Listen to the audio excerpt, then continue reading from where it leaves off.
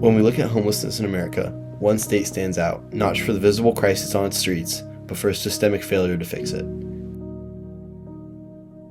Today, California accounts for nearly 28% of the entire nation's homeless population, despite being home to just 12% of the country's residents.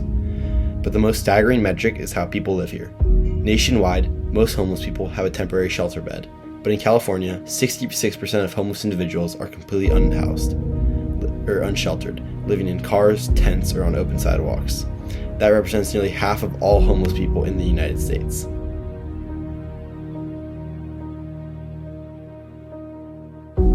Homelessness is caused by a combination of personal and economic factors. One of the leading causes is the lack of affordable housing, which can make it difficult for low-income individuals and families to maintain stable living conditions.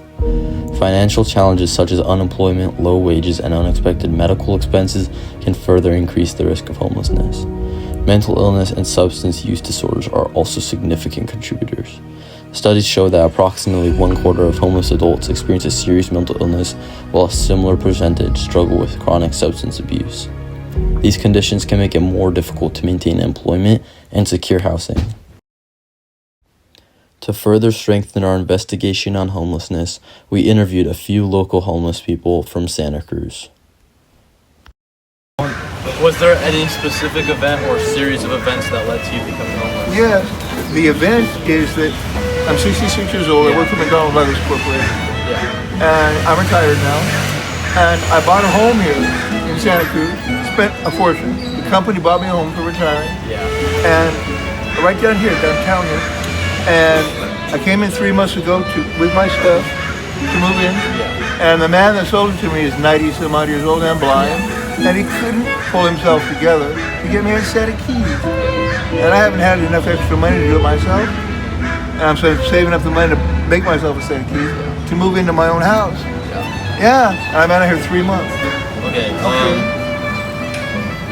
Daily life. So what is like the hardest part of your daily life right now? The hardest part of my daily life is not all that hard because the weather is nice. Okay. I'm lucky it's this time of year. I hope to be off the streets in the next few days. All right, I hope you. But I've been sleeping over here and camping in a place that's safe, all by myself. And I'm okay. All right, I hope you. Okay, thank you so much. Yes. All right, one more question. What could the city do better for people in your situation? Like, you know what? The city does everything they can. They can't force someone to hand me a set of keys.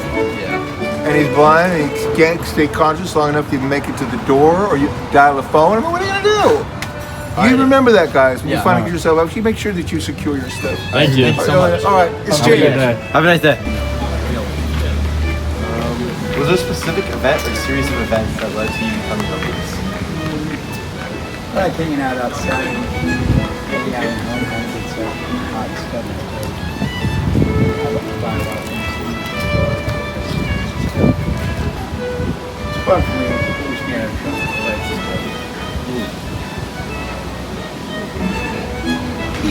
What is the hardest part of your daily life right now?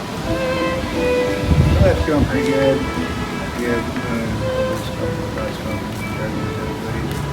It all evens out. And I'm not getting involved in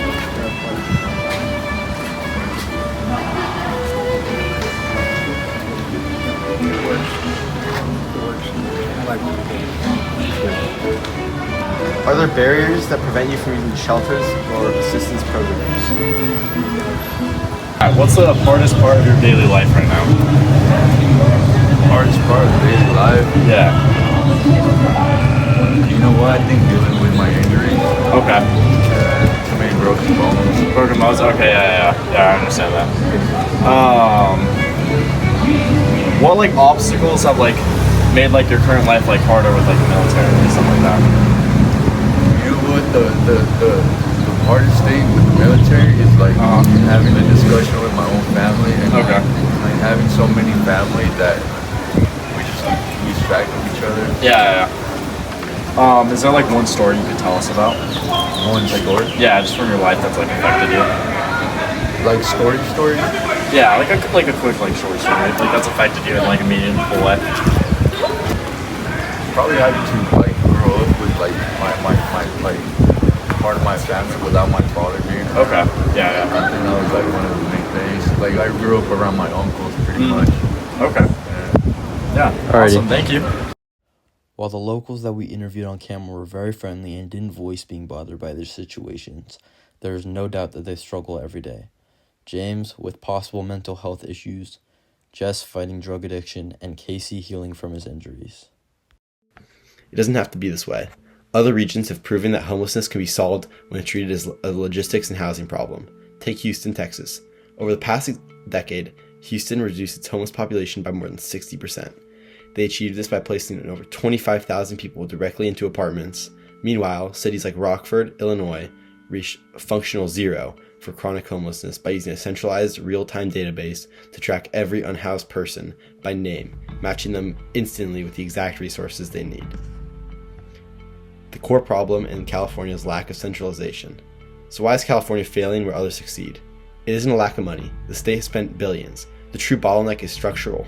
California has no centralized organizing group managing the crisis. A landmark state audit revealed that billions in funding were fractured across dozens of different state programs in multiple agencies. With zero central tracking to see what actually worked, instead of a single unified strategy, the state relies on a patchwork of 44 separate local planning bodies, city councils, and nonprofits operated in isolated silos, using disconnected computer systems that don't talk to each other. Coupled with the highest housing costs in the nation, where a minimum wage worker must clock up to 100 hours a week just to afford a one-night bedroom apartment, California's decentralized system has created up to a perfect storm without a single accountable authority to streamline the response.